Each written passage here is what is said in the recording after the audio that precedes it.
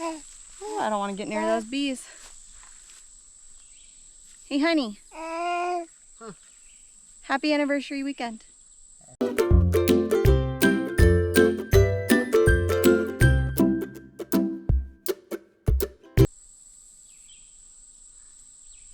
So happy anniversary weekend? No? Colby does not care. Tomorrow marks 7 years. How's that make you feel? Old. You're okay. So today, since it's our anniversary weekend, Nana and Grandpa decided it would be nice and helpful to take the 3 older boys with them for the day. And so we are celebrating our 7-year anniversary with the littlest one here, working on the property. We went into town and sold some hatching eggs, which was great. And then went to the local home improvement store and lucked out on some fig trees that were on sale. We were gonna wait until next year to plant them, so it wasn't really forecasted for this year. But when the plants are 50% off, we decided to take advantage of it. So I've got Riley over here planting 4 fig trees that we're pretty excited about, and they're in the same row as our pawpaws over here. We only plan on doing the 4 pawpaw trees. So we'll walk over here. Maybe you can see everything in the background here for our orchard coming together, which we're pretty excited about. But I don't know, I'm excited for the figs, for jam. I don't know what else we'll use them for, but I know that the boys love figs, so if they are willing to let us make jam out of them, it'll be really tasty. Otherwise, currently on my parents' property, they've got 2 fig trees, and we can't even get them in the house fast enough because the boys just kind of pull them off the trees as soon as they see that they're ripe. So we love them, so we know that they're going to be great to have for the homestead. So thanks, honey. Those are looking really good. It is really hot today. It's like it's over 90 degrees, isn't it? Yes, ma'am. Yeah, you're a rock star. I'm struggling. And I'm not even the one doing the digging. That's all you. What's the matter? Okay, so honey, what's the update on bees? What's been your highlight today? What happened? All right, so today I went to Adam's place and I was working the bees there with him. We were doing some pulls on some honey supers, and as we were pulling, we noticed there were a bunch of bees sitting on the outside of one of the hives, which we found kind of odd because they were on the back side instead of the front, so they weren't fanning the front or doing anything that's what would be kind of like normal. They were on the top of the hive, all gathered together. So went over there and Adam found a queen. So they had swarmed and planted themselves on the back of one of these hives. So he ended up grabbing one of his queen clips, grabbed her really quick, set her on top. We went and grabbed a 5-frame and threw a 5-frame together really quick, threw a queen in there, and he's like, all right, there's your hive. So I officially have my own set of bees that we're keeping over at Adam's place. And alongside that, right now we have a couple hundred flying around the hive here on the property. So ooh, I'll have to hand lots off. of bee activity today. I'll have to hand that off to you because I do not want to go near the bees with the baby. All right. So you'll have to share We'll go that look at the bees over there. Okay. So we have 1 pawpaw good, 1 pawpaw bad. All the front line trees are okay. Everything up there seemed okay. The farthest apple tree is getting a little yellow in the leaves. We just fertilized and watered all of them, so hopefully that helps. But 2 of these pawpaws are leafless right now. So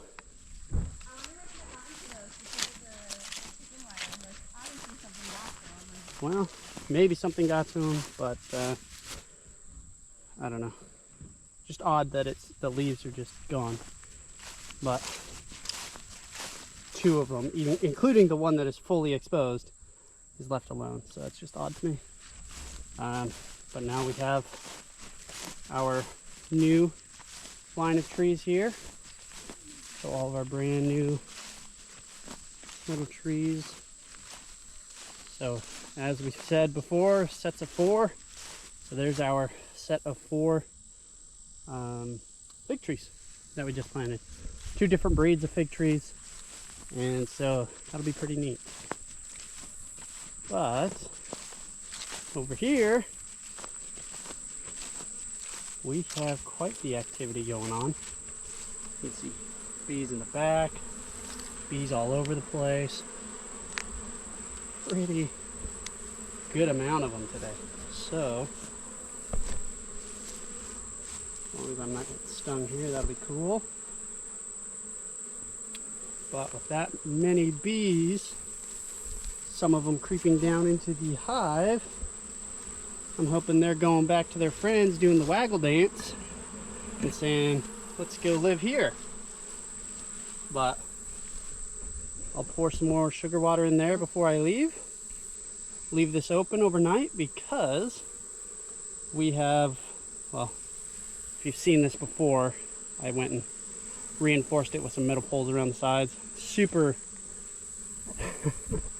super weak setup right now, but put it all on cinder blocks finally. I got some metal to hold the fencing up better, and we have finally a few days in a row where it's just going to be sunny, no rain, so I can leave the top off. So my goal is to leave the top off over the weekend and hopefully have a hive develop and live here. With that many bees around, it's definitely possible. So we're driving around our 2 pastures. Riley's been showing me all the stuff that he's been doing. It's really hard for me to come out here with the boys. They just don't really have the patience for it. Even now, just with Colby, he keeps letting me know that he's done. Turkey. Where? There's a turkey. I love it. That's the 3rd one we've seen today, right? Mm-hmm. It's the 3rd one we've seen. This is great. So I haven't edited any of the footage yet, so I got to go back and look. But I know Riley met with somebody from Fish and Wildlife and basically asked him what we could do to better make the property, or I guess, how do I want to word that? We want to make it so that, you know, we can live here happily and also let the wildlife live here happily, because we, you know, we intentionally bought land in a national forest for that reason. Like, we want to be able to hunt on our property, but we also want to have our property be somewhere that, you know, the things want to come to us. Ooh, there's the elderberry that we've been questioning. There's a lot right there. I think we'll probably come back. See, that looks the best. Shoot, I'm gonna get out and show it. So I am hoping that we get to harvest all of it and make our own cough syrup. And from everything that I've read, I don't know if you can see it behind me here, everything that I've read is that it's gonna get really dark and black like this, and that it droops down when it's ready to harvest. So we're just kind of waiting. So everywhere on the property, we're finding elderberry, we're finding goldenrod with all these butterflies on it, we're finding milkweed, which is great. It's great for pollinators. I'm so excited for the elderberry so that we can make jams out of it, but really I'm excited for making medicine for the boys, because we've tried a lot of other medicines, and we had a friend actually that made us some elderberry syrup and started giving that to the boys during the school year, and it has been, that was a big ant, it's been really helpful for them. So hopefully we can do that for us. Shoot, what was I saying before that? I was getting distracted with the elderberry. Oh, so basically Riley had somebody come out from Fish and Wildlife and was asking about what we could do to benefit where we live for the animals and for ourselves, and also so that we knew, like, for future projects, you know, are we going to be doing things that are going to be positive for the environment or negative for it? And I was really surprised to learn about some of the stuff that Riley's been working on since then, specifically with cutting down a bunch of these trees. I've never heard of autumn olive until we moved here and we started pulling out plant identifying apps. And there were some things that were positive about the autumn olive, right? Like, I'm trying to remember. I thought they're good for pollinators, but it's an invasive species out here. It's not good for the birds. It's not good for the other animals that try and eat it. It's basically just a sugar berry, so it's sugar and water, which is why bees love it. But all the other animals will eat it and not really gain any true substance out of it, and so they'll spread it real quick because they eat it, poop it all over the place, and that's why we have like 300 autumn olive trees surrounding the field. It's just they're everywhere. Yeah, but we don't want them. So you've cut down like what, 20 something of them. And there's still a lot to go. They're embedded in a bunch of stuff. We didn't even realize what autumn olive was until we started like picking the blackberries, and there were some in the blackberries, and then we realized, like, oh, it is everywhere. So that, and then I think the roses that are also there's surrounding this are invasive. Thorny plants here that, like, they're just invasive, or they're like other plant killers, so they'll surround and choke out a lot of other plants. So a lot of thick thorn bushes out here need to just go away, which that's going to be a harder project because I don't want to do that by hand. But I might have to for a good portion of them. Well, so I wonder if maybe, I mean, we should do more research on it, but I wonder if there is some sort of livestock of some sort that we could also utilize. He said goats would do it. Goats would do it? Goats will do it. Did he say a specific breed at all? So if goats can do it, that is a huge horsefly. Oh, they gross me out. So if he says goats can do it, that's something we can always look into at future livestock auctions. I guess if anybody has any recommendations for which goat breeds to look for that purpose, I would love to hear them. Drop it in the comments below, because I haven't done a lot of research on goats yet, personally. I know I need to do it. I haven't done it. I think I've looked more into goats when it comes to milking purposes, but I don't see my family drinking goat's milk, realistically, so I kind of just gave up on it. But those could be really useful then, for all the thorned plants.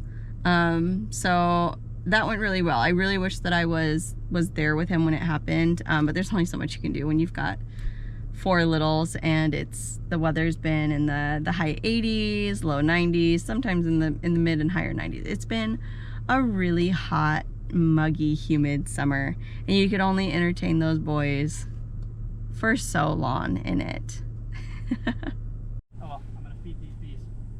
I'm gonna roll up my window if you're feeding those bees, because I don't want to get stung. Nothing to do with you and everything to do with their sugar water. You can stand right here and watch them. Bees scare me. So we want bees. Like, we want bees. I've always wanted to have bees for the purpose of honey. 1, because honey is expensive, and 2, Riley's got really bad allergies, and in my opinion, I think the boys might have similar allergy issues because genetics are the way they are, right? I was hoping out of anything that our kids could have gotten from me, it would have been no allergies, because I don't have issues with outdoor allergens to my knowledge, and I don't have any issues with like food allergens or medicine allergens or anything like that. That is not the case for Riley, and so out of anything genetically, like, all I wanted, I was like, please let these boys not have outdoor sensitivities like their dad. And so far they might. We got them tested last year, and they did have reactions to things, but not strong enough that we were told that they need medications for anything. It's been a whole thing. It's been crazy. But anyways, so another reason that we wanted to keep bees, or I've always wanted us to keep bees, is so that you know, it could be another form, honey can be another form of medicine for the purpose of allergies and kind of building up that tolerance. Like Riley already has, like takes allergy medications in addition to taking allergy shots, and this would just further help him so that he can just like live more comfortably. Is like honey is another medicine, and the best kind of honey you should have if you're someone with allergies is to get it as locally sourced as possible. So until we have our own honey that we can harvest, I know Riley's now getting honey from Adam, because I mean we will once we're done with what we currently have, because he's only like 15 minutes down the road from my parents' place. So that's really nice. That is the most local sourced that we have been able to find so far, and it'll be really cool in the long run once we're able to have that honey here, that we can, it doesn't get more local than your backyard, which is just kind of crazy to me. It's crazy to me to think about, with literally tomorrow being 7 years. Tomorrow marks 7 years since Riley and I got married, and it's just crazy for me to think about, because we had so many dreams and goals and things that we've talked about throughout dating and throughout our marriage, and it's just kind of crazy to see a lot of it's just kind of falling into place right now. There were a lot of like bucket list things that were like dream things that I've always wanted, and I say I always wanted. I think there's things on that list that Riley wanted too, but being the amazing husband that he has ticked a lot of things off my list for bucket list things that we've wanted in this marriage. So what are the things that you've always mentioned for our bucket list? Or I guess they were my bucket list. Well, for yours, it was, you wanted, I should buckle so I don't silly stuff right off the bat. Or yeah, what are the silly things? You wanted to go to Disneyland. We did that for our honeymoon. Yep. You wanted kids. We did that for our honeymoon. And then a year and a half later, 2 for 1. and then 3 years later, and then a year and a half later, you wanted to not live in Washington. We did that pretty quick. Yep. We were trying to buy a large plot of land. There was never a size requirement for you, but for me it was 100 acres or larger. I think I wanted like 10. I was actually pretty content you wanted with like 10 for homesteading, which is perfect for what we have right here. We have 10 flat acres for doing all the homestead fun things. Right.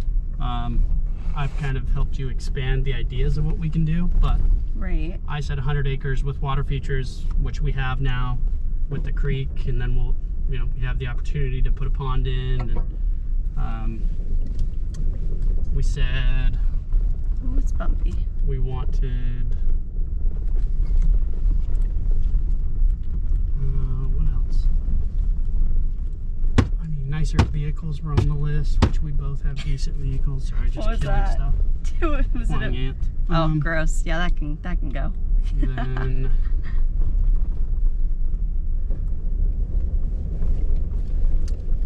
for me, having you as a stay-at-home mom, because it makes sense to have you work.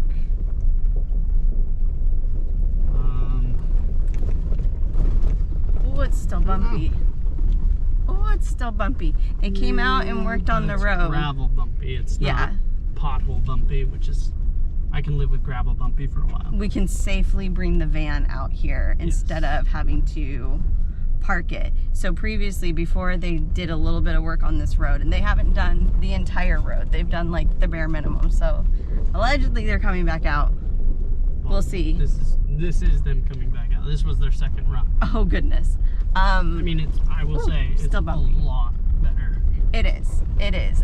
It's now I feel more confident in driving the minivan through here, which before I didn't, and I didn't want to bust the van on all of the ruts. So that's a lot better. And they still didn't even do the full road, but they've done enough that we can get to, I could at least comfortably get to field 1. I don't think I would comfortably get to field 2, but I can get to field 1, and that's where our orchard is. So that's okay with me. And all the blackberries are done for the season, so I don't really need to drive over to field 2 to get where all the blackberries are. We could always take your truck over for the elderberries. Or you could walk if you drove the friggin' van. That's true. Sounds so lazy. I know. That did sound lazy, didn't it? I was thinking like up past the field. Can't drive. I was thinking to field 2. I can't make it then. I was thinking of the elderberry that was like past field 2 up the road. Okay, yeah, sure. I'm just lazy. I'm just lazy, whatever. I'll take it. We've now had the property now for a month and a half, right? Roughly? Correct. Okay. I'm just trying to think about all the projects that we've done so far. I mean, there's so many things that we want to do, and unfortunately, it's a lot of hurry up and waits. Yeah. So... This is day 47. Day 47. Day 47, but who is counting? Yeah. No says I. Exactly right. So, Riley's basically been on the phone like every day, almost every day, trying to follow up with people to just try to get things going on the property. Shoot, what all have you done? You've been talking with electric. You've talked with power company, the Fish and Wildlife, and 2 different groups within Redbird District, because there was the hatchery team and there's the private biologist team, and then there's the public biologist team for private and public land. So I talked to a lot of people in there. Then I've talked to the Forestry Service team to get permission to draw power through forestry land. I've talked to the mayor. I've talked to the county judge. I've talked to the Clay County garage to get our road worked on. I've talked to our builder to get things started with building out there. I've talked to I think 3 or 4 other supporting agencies out there, but yeah, it's a lot of coordination. a lot of coordination, a lot of waiting to hear back from people. Because I mean, we've also talked to a contractor too. For Said that our builder. Did you say our builder? Mm-hmm. Wow, it's been a day. It's been a long day. But yeah, you've talked to a bunch of people, and they're either, I don't know, there's a lot of waiting to hear back from people right now, which is really frustrating. But I'm just glad that you are on the ball and doing everything on your part, because it's, what else can we do? And so, I mean, if we could get our title, we could start working with the FSA, USDA, and all the supporting agencies to get work done for cost share programs, but apparently it takes flipping 6 weeks to get your title in the mail, even though you live 20 miles away. One freaking business day a week. I don't understand. you're not upset at all. It'll happen. So we've got things, we know what we want to do. It's a lot of hurry up and wait right now. But even with all of that considered, doing what we can with the land, I feel like we've been really productive already this season. Yeah. And already with what we've been dealt, which is exciting. Blackberry season is basically over. So I know I will be making some blackberry jam soon. I know we missed out on a lot of the berries just due to me not properly coordinating when to get out there and be productive. It's shocker, it's harder to be productive when you've got little kids with you that don't have the attention span for it. So I'm hoping for a way better yield next year. I know better. I will plan accordingly. But I am excited to see what we come up with for that yield. I'm excited about harvesting elderberries soon. I'm excited about all of the, I'll let you go in. I'm excited about everything that we've planted for the orchard already. Just things are happening. So there's things that we want to be happening quicker, but I mean, there's only so much that we can control.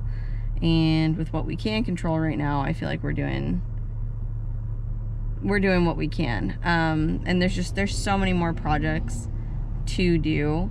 And I think one of the best things that I've heard about homesteading is, like, there's only so much time in a day and you can only compete with yourself. Something like that. But that's what it is with homesteading, right? Like, everything is what you make of it. And there's a lot of problem solving, and it feels good. It feels really good. I think we'll end this video here. It's been a lot of reflecting, a lot of thinking about what we've been doing so far, what we want to keep doing. I don't know, I'm just in a reflecting mood. I guess that's just what happens when you're feeling sentimental. Wow, 7 years. 7 years tomorrow. And we've already done so many things, and I'm excited for the next 7 years and what's gonna come up from that. But anyways, just thanks for watching, guys. If you like this video, please like and subscribe, just so you don't miss any future videos. And then, like, please comment below if you have any questions for us. Did you find everything you needed? No. Oh no. But yeah, comment below, see, or ask us if there's anything that you want to see. We would love to know what we could be doing. But we just want to thank you guys for watching our videos, and I guess we'll see you next time. Do you have anything you want to add? No. It's great. It's great. All right, we'll see you next time, guys.